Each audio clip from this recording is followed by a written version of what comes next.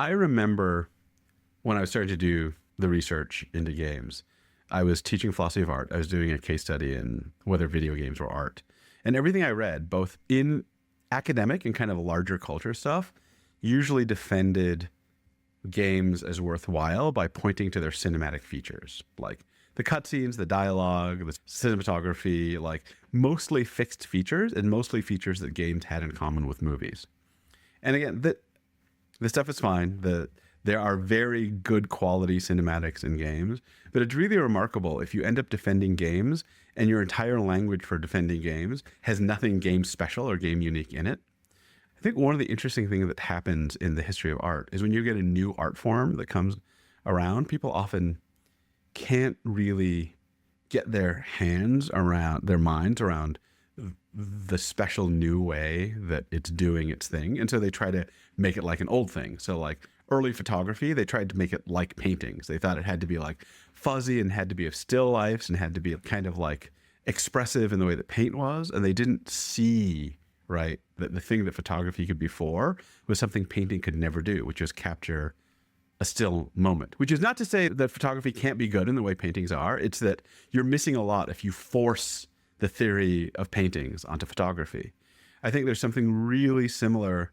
I mean, I love comics too, and I've spent a lot of time in the indie comics world. When you look at what like Time magazine or the New Yorker picks out as a great comic, it's often something that has a lot of words, where the words are really well written, but the actual manipulation of the comic medium is really like often, I don't know, like really stilted, or it's right, someone that didn't really understand the possibility of comics. And I think something similar with games. So the first thing people say is that games tell stories and they point to their cinematic features. And the next thing people will say, I think, which is really important and true, is that game designers create worlds, like they create environments for us to interact with.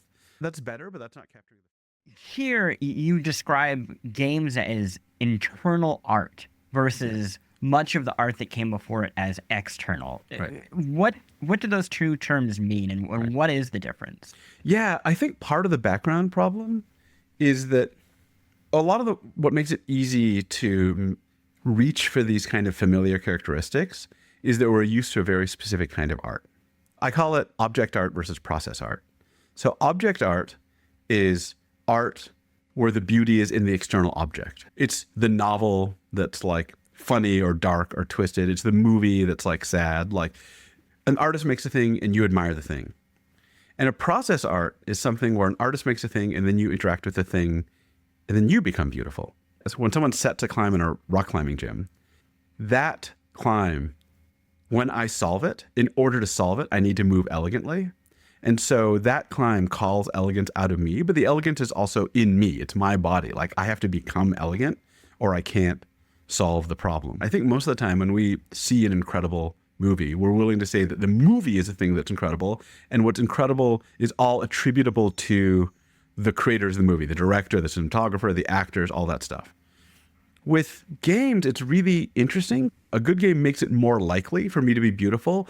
Tabletop role-playing is a really interesting case for this. Great tabletop role-playing games encourage so much creativity, and they channel that creativity along certain lines, but also the story that you made that was awesome is the players, right? It was you who did it.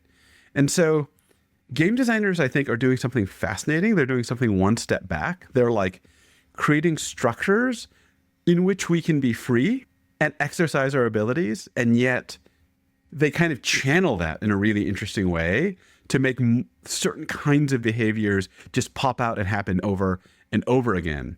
And so the responsibility is like weirdly distributed. What I found so fascinating about this part of the book is it takes something that I do think kind of exists in film and even in like traditional gallery art, but is seen as almost the snobbiest of all of it.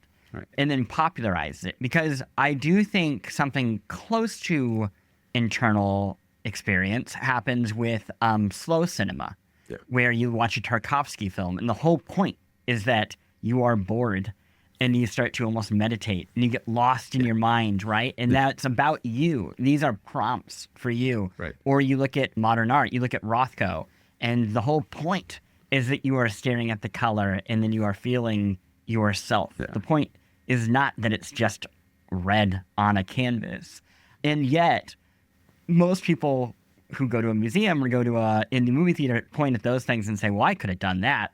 That is the most annoying of art. And yet we'll play a video game and that is what they seek, is they want to be invited into that space. And yet you also point out that, games is treated as a lower art in a weird way, and almost because of this way. Why is that?